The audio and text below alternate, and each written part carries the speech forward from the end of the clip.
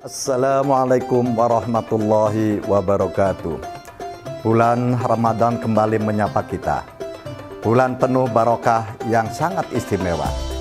Karena menjadi bulan diturunkannya Al-Quran, banyak keutamaan dengan kita membaca dan memahami Al-Quran. Oleh karenanya, menemani waktu menjelang berbuka puasa Anda, kami mempersembahkan tayangan edukasi Cirebon Mengaji yang merupakan persembahan pemerintah Kabupaten Cirebon dan Bajnas Kabupaten Cirebon.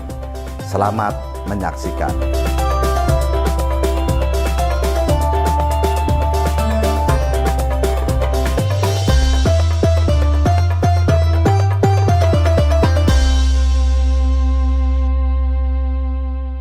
Assalamualaikum warahmatullahi wabarakatuh. Waalaikumsalam warahmatullahi wabarakatuh.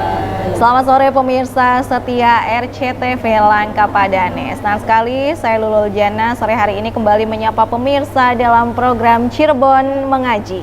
Memudayakan kembali Maghrib Mengaji. Persembahan Basnas Kabupaten Cirebon. Kita kembali hadir menyapa pemirsa, menemani sore hari Anda di bulan suci Ramadan ini, tentu dengan beberapa tema yang akan kami angkat juga. Dan kali ini pemirsa, di episode kali ini kita sudah bersama dengan Pak Ustadz Sigit Nurhendi ya. Assalamualaikum Bapak. Waalaikumsalam. Bagaimana kabarnya hari ini Pak? Alhamdulillah masih eksis. Alhamdulillah masih bisa ya. Beraktivitas di bulan Ramadan tahun ini. Harus tetap beraktivitas, semangat ya. Insya Allah. Jadi bukan jadi kendala Pak Ustadz ya. Bukan untuk melakukan kendala. Justru Ramadan semakin semangat. Semangat dan produktif. Dan produktif ya. Semoga pemirsa RCTV di rumah juga dalam keadaan sehat ya sekarang ya. Dan selain sudah ada Pak Ustadz Sigit Nurhendi, kita juga sudah bersama dengan ibu-ibu jamaah Alam Nasyrah ya. Assalamualaikum Ibu. Waalaikumsalam. Gimana kabarnya hari ini Bu? Alhamdulillah. Alhamdulillah sehat ya. Udah puyeng belum bikin menu buka puasanya? Alhamdulillah Masih puyeng atau sudah ada menunya setiap harinya beda-beda? Sudah ya, sudah aman ya Bu ya. Alhamdulillah ya. Yang penting sehat, jadi biar bisa tetap nyiapin buka puasa di rumah ya. Nah pemirsa, segmen awal ini kita juga akan mengajak Anda untuk ikut ngaji bareng sama kita di sini ya. Pak Ustadz, kita akan mengaji bersama surat apa nih hari ini? Kita akan sama-sama mengaji Quran surat At-Taubah ayat 60. Baik, itu dia pemirsa, silahkan dipersiapkan ya, dibuka Al-Qur'annya surat At-Taubah ayat 60, dan juga akan mengaji bersama kita dengan ibu-ibu jamaah Alam Nasyrah ya. Silakan. A'udzu billahi minasy syaithanir rajim. Innamas shadaqatu lil fuqara'i wal masakin wal 'amilina 'alaiha wal 'amilina 'alaiha wal mu'allafati qulubuhum wa fir riqabi wal gharimina wa fi sabilillahi wa ibnis sabil fariidatan minallah wallahu alimun hakim. Sadaqallahul azim. Aku berlindung kepada Allah dari godaan syaitan yang terkutuk. Sesungguhnya zakat itu hanyalah untuk orang-orang fakir, orang miskin. Ambil zakat yang dilunakkan hatinya untuk memerdekakan hamba sahaya, untuk membebaskan orang yang berhutang, untuk jalan Allah, dan untuk orang yang sedang dalam perjalanan, sebagai kewajiban dari Allah. Allah Maha Mengetahui, Maha Bijaksana. Maha benar Allah dengan segala firman-Nya. Baik, di sini saya akan menjelaskan sedikit tentang tajwid yang ada di surat At-Taubah. Inna Innamas shadaqatu. Inna itu bacaan guna karena nun bertasydid. Innamas shadaqat. Innamas itu alif lam syamsiah. Huruf alif lamnya hilang, langsung masuk ke huruf berikutnya. Jadi tidak dibaca alif lamnya. Shadaqat. Shadaqah itu ada fathah berdiri, dibacanya panjang 2 harokat. Itu bacaan mad tabi'i. Lil fuqara. Lil fuqara, di situ ada harokat seperti bendera. Itu bacaan mad wajib mutasil, dibacanya 5 atau 6 harokat. Wal masakini, wal masa itu ada alif lam komariah, dibacanya jelas. Wal masakini, ki itu mad tabi'i ya. Ya-nya ada tanda sukun, huruf sebelumnya harokatnya kasroh. Wal amilina 'alaiha. 'Alaiha itu mad tabi'i, namanya mad tabi'i alif. Di depan huruf H ada huruf alif, jadi dibaca panjang 2 harokat. Wal mu'allafati qulubuhum. Qulu itu bacaan mad tabi'i wawu. Di situ ada huruf wawu berharokat sukun, huruf sebelumnya berharokat dhammah. Jadi dibaca panjang 2 harokat. Itu juga mad tabi'i. Wa fir riqab. Wa fir itu alif lam syamsiah. Wa fir riqabi wal gharimina. Wal gha juga panjang, itu mad tabi'i alif. Rimi itu juga mad tabi'i ya. Wa fi sabilillah. Wa fi sabilillah itu alif lam syamsiah. Shadaqallahul azim ya. Terima kasih banyak Ibu ya. Alhamdulillah telah kita baca, dengarkan bersama juga pembacaan surat At-Taubah ayat 60 beserta arti dan juga tadi tambahan ilmu tajwid juga Pak Ustadz ya, sehingga bisa membaca Al-Quran, mengaji dengan baik dan juga benar sesuai hukum tajwidnya. Pak Ustadz, tadi sudah kita dengar bersama juga makna dari Al-Quran Surat At-Taubah ayat 60 ya. Ini berkaitan dengan tema kita, yaitu klasifikasi mustahik ya. Siapa sajakah yang berhak menerima zakat ya. Pak Ustadz, punten, mohon izin ya, penjelasan lebih lanjutnya ditahan terlebih dahulu karena akan kami hadirkan usai pariwara berikut ya. Jadi harus jeda terlebih dahulu. Pemirsa jangan kemana-mana, tetap bersama kami dalam Cirebon Mengaji. Memudayakan kembali Maghrib Mengaji. Persembahan Basnas Kabupaten Cirebon.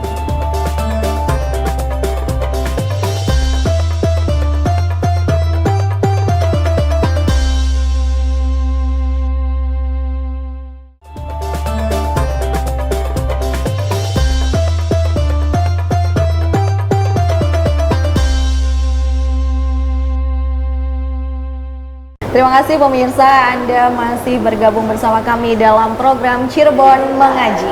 Memudayakan kembali Maghrib Mengaji. Persembahan Basnas Kabupaten Cirebon. Masih bersama kami di sini Pak Ustadz Sigit Terhendi dan juga ibu-ibu jamaah Alam Nasroh Karangsembung ya. Bu, tadi kita sudah baca, dengar bersama juga makna dan juga penjelasan tajwid dari Quran Surat At-Taubah ayat 60 ya. Nah sekarang waktunya kita dengar penjelasan lebih lanjut dari Pak Ustadz mengenai tema kita hari ini, klasifikasi mustahik ya. Siapakah yang berhak menerima zakat? Monggo Pak Ustadz. Baik, terima kasih. Assalamualaikum warahmatullahi wabarakatuh. Waalaikumsalam warahmatullahi Bismillah, wabarakatuh. alhamdulillah, wassalatu wassalamu ala rasulillah wa ala alihi wa sahbihi wa mawalah. La haula wa la quwata illa billah, amma ba'dah. Para pemirsa setia RCTV Langkapadane dimanapun berada, juga ibu-ibu jamaah Alam Nasroh Karangsembung yang dirahmati oleh Allah Subhanahu wa Ta'ala. Alhamdulillah, hari ini kita masih diberikan limpahan nikmat oleh Allah, masih diberikan kekuatan kesehatan untuk menjalankan ibadah puasa Ramadan di tahun ini. Mudah-mudahan ibadah puasa Ramadan kita diterima oleh Allah Subhanahu wa Ta'ala. Amin ya rabbal alamin. terkait dengan tema hari ini adalah klasifikasi mustahik. Di dalam Al-Quran bahwa peruntukan zakat sudah sangat jelas. Siapa saja yang berhak menerima zakat sudah dijelaskan oleh Al-Quran di dalam surat At-Taubah ayat 60, di mana zakat adalah harta yang wajib dikeluarkan oleh seseorang muslim ataupun badan usaha yang dimiliki oleh orang Islam untuk diberikan kepada yang berhak menerimanya sesuai dengan syariat Islam, ya. Tetapi zakat yang dikeluarkan itu dari harta yang dimiliki ini harus ada ketentuannya sebelum dibagikan kepada siapa. Jadi ada ketentuan syarat yang dikenakan zakat atas harta yang dimilikinya. Yang pertama adalah harta tersebut merupakan barang halal. Ini penting, ya. Jadi jangan sampai orang mencari rezekinya dengan jalan tidak halal, membersihkannya dengan zakat, ini tidak dibenarkan. Yang kedua, harta harus dimiliki penuh oleh pemiliknya, bahwa benar-benar harta itu adalah dalam kuasa pemiliknya, ya. Kemudian harta merupakan harta yang dapat berkembang, kemudian sudah mencapai nisabnya, sudah melewati satu haul, ya, dan pemilik harta tidak memiliki hutang jangka pendek yang harus dilunasi. Ini harus jelas dulu harta yang ingin dikeluarkan, supaya harta ini tidak tercampur dengan sesuatu yang tidak halal. Kemudian sebagai instrumen yang masuk dalam salah satu rukun Islam, zakat ini tentu saja memiliki aturan mengikat dari segi fikihnya, ya. Salah satu di antaranya adalah kepada siapa zakat itu diberikan, ya. Tadi sudah dibaca bersama-sama oleh ibu-ibu jamaah Alam Nasrah bahwa di dalam Al-Quran surat At-Taubah ayat 60, ya, Allah memberikan ketentuan ada 8 golongan orang yang berhak menerima zakat, ya. Yang pertama adalah fakir, ya. Ini merupakan skala prioritas sesuai dengan ayat tersebut, yakni mereka yang hampir tidak memiliki apa-apa sehingga tidak mampu untuk memenuhi kebutuhan pokok hidupnya, ya. Jadi kalau kita ingin mengeluarkan zakat, diperuntukkan yang paling utama adalah untuk golongan fakir. Yang kedua adalah miskin, mereka yang memiliki harta atau pekerjaan namun tidak cukup untuk memenuhi kebutuhan dasar mereka. Jadi penghasilan mereka ini tidak mencukupi untuk memenuhi kebutuhan dasarnya.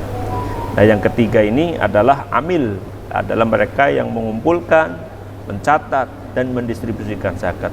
Kenapa amil ini menjadi prioritas selanjutnya? Karena konsep di dalam Islam ini bahwa zakat dihimpun melalui lembaga untuk bisa didistribusikan secara merata. Maka peran amil ini sangat penting, ya. Jadi kalau kita membagikan zakat secara parsial, secara sendiri-sendiri, bisa jadi dalam satu tempat itu menumpuk, bisa jadi di tempat lain mereka kekurangan. Maka perlu ada yang mengatur, mendistribusikan. Nah, ini adalah tugas amil. Yang keempat ini adalah mu'allaf, ya. Mu'allaf ini mereka yang baru masuk Islam dan membutuhkan bantuan untuk menguatkan tauhid keimanan mereka. Nah, Pak Ustadz, bagaimana kalau mu'allaf ini adalah orang yang mampu? Nah, ini ada beberapa pendapat. Pendapat yang pertama, tidak masalah, karena mereka butuh kekuatan keimanan untuk kita berikan solidaritas tetap sama muslim untuk penguatan keimanan, ya. Di dalam hal pendapat lain, menurut sahabat Umar, bahwa mereka yang mampu tidak perlu diberikan zakat. Tapi dalam banyak pendapat, mu'allaf ini termasuk golongan yang berhak menerima zakat, ya. Kemudian riqab, yang kelima adalah budak sahaya yang ingin memerdekakan dirinya. Mungkin di sekitar kita agak kurang familiar budak sahaya, ya. Tetapi Islam di beberapa tempat masih pemberlakuan budak sahaya, ya. Kemudian gharim adalah mereka yang berhutang. Ingat Bapak Ibu, ya, yang berhutang ini untuk kebutuhan hidup dalam rangka mempertahankan jiwa dan izzahnya di dalam Islam. Bukan orang berhutang untuk memenuhi gaya hidupnya. Nah, ini yang perlu diingat. Beli iPhone dengan hutang, beli mobil dengan hutang, beli motor dengan hutang. Pak Ustadz, apakah itu berhak itu untuk kebutuhan, bukan kebutuhan pokok, bukan untuk tuntunan syariat. Maka yang berhutang ini tidak termasuk dalam kategori ghorimin. Ingat, jangan semua orang mengaku punya hutang semua, ghorim semua, nanti itu tidak tepat ya. Yang ketujuh adalah fisabilillah, adalah mereka yang berjuang jalan Allah. Kalau dulu orang yang berjuang benar-benar berperang melawan agama Allah, nah sekarang orang-orang yang berjuang adalah orang-orang yang menghidupkan, orang-orang yang menolong agamanya Allah, adalah para ustadz, para pendidik, para pengajar ya. Tentunya ini juga adalah bagian daripada dakwah, jihad dan sebagainya.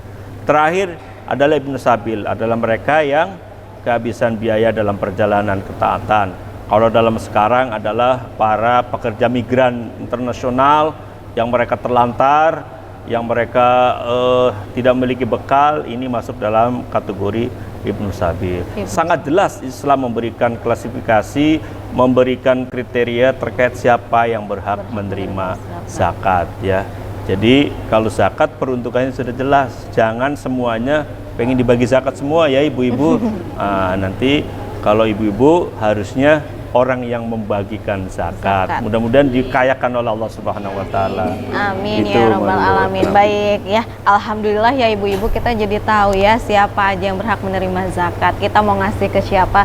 Semoga ini tepat ya dengan adanya penjelasan dari Pak Ustadz seputar klasifikasi mustahik. Tadi ada 8 golongan ya Pak Ustadz ya. Di antaranya ada golongan fakir, miskin, dan yang lainnya gitu. Jadi jangan salah lagi. Nah, ibu-ibu kalau bingung mau ngasih ke siapa, daripada bingung dan salah sasaran atau tidak tepat, mendingan kasih zakatnya langsung ke Basnas ya, karena ingat infak, zakat, dan sodako bisa melalui Basnas Kabupaten Cirebon.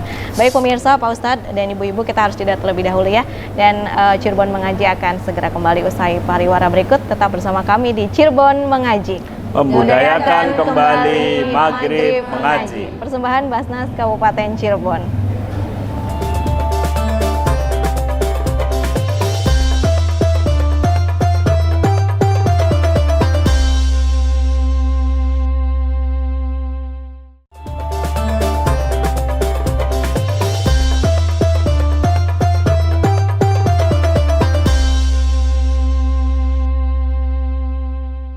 Terima kasih pemirsa, Anda masih menyaksikan Cirebon Mengaji, membudayakan kembali Maghrib Mengaji. Persembahan Basnas Kabupaten Cirebon. Masih bersama Bapak Ustadz Sigit Nurhendi dan juga ibu-ibu jamaah Majelis Taklim Alam Nasroh Karangsembung ya Bu ya.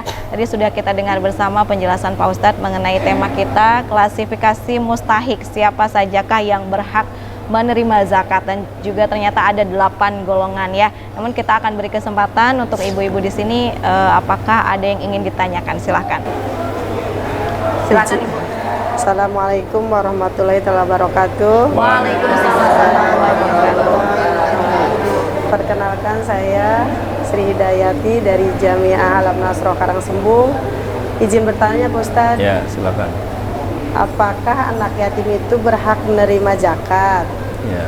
Dan kalau jompo sama janda sering diberi zakat Pak Ustadz? Ya.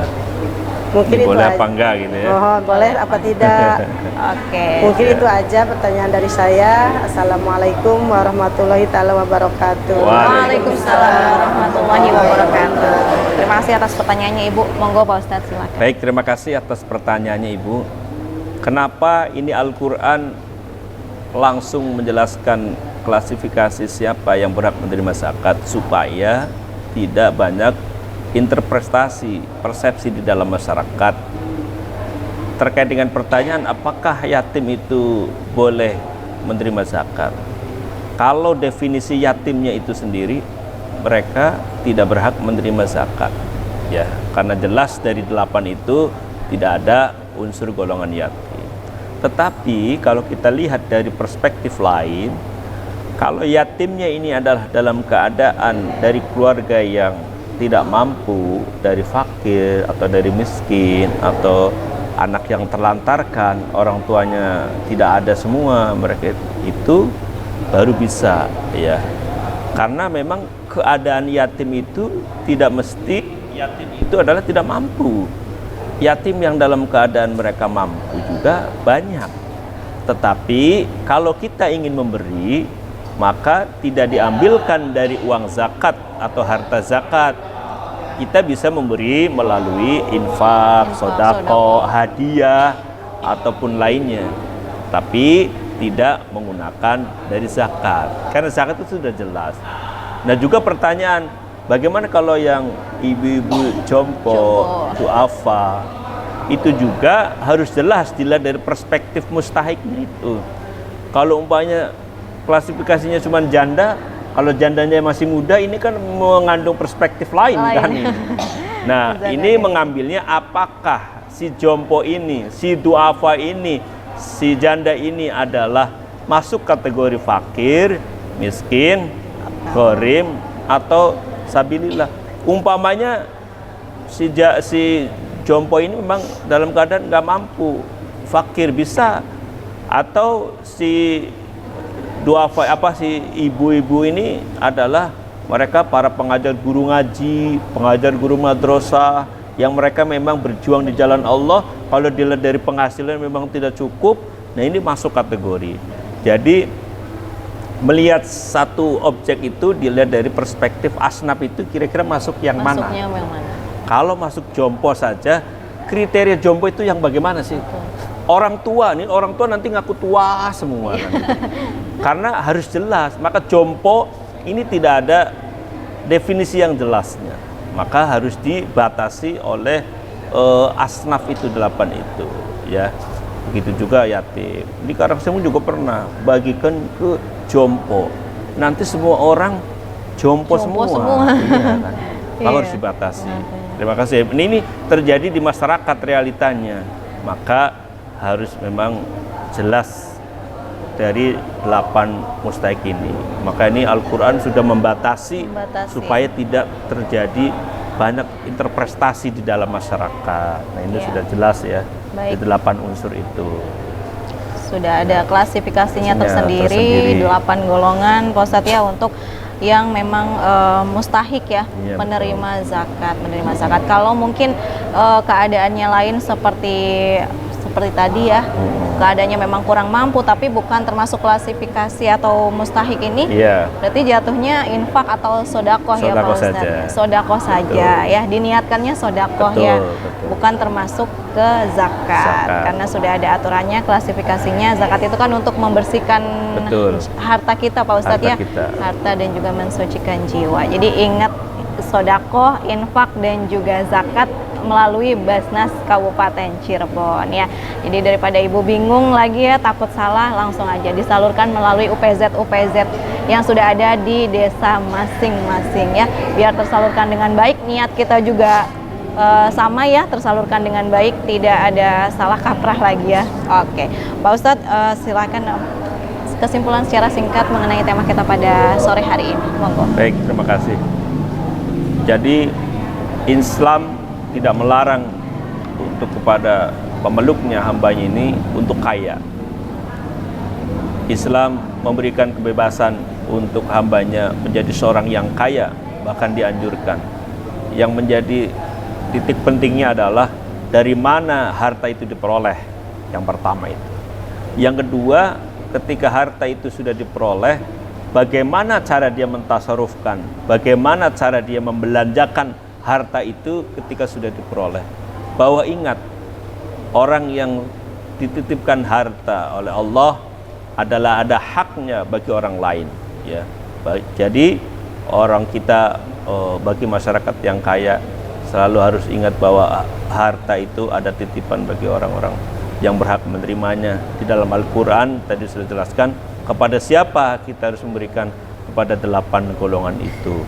Mudah-mudahan dengan harta yang kita peroleh akan membersihkan, akan menambahkan keberkahan, dan akan menumbuh kembangkan harta itu semakin lebih baik, semakin lebih banyak lagi dari yang kita peroleh itu. Baik. Terima kasih. Terima kasih banyak atas penjelasannya Bapak Ustadz Sigit Nur Hendi. Sangat-sangat bermanfaat buat kita semua ya. Dan juga terima kasih banyak atas waktunya. Ibu-ibu jamaah Alam Nasroh Karangsembung juga saya ucapkan terima kasih banyak atas kesempatan pada kali ini ya. Sayang sekali kita sudah berada di penghujung acara ya. Ketemu lagi nanti. Nah untuk itu pemirsa jangan lupa terus saksikan program Cirebon Mengaji memudayakan kembali maghrib pengaji. Persembahan Basnas Kabupaten Cirebon. Saya Lulu Ujana dan seluruh kru yang bertugas harus pamit undur diri. Ustaz, terima kasih ibu-ibu ya. Assalamualaikum warahmatullahi wabarakatuh. Waalaikumsalam. Zakat, infak, dan sodako Anda melalui Basnas Kabupaten Cirebon. Zakat, infak, sodako Anda insya Allah akan kami kelola dengan amanah, profesional, transparan, dan akuntabel. Cinta zakat menyejahterakan umat, Cirebon mengaji dan indahnya berbagi.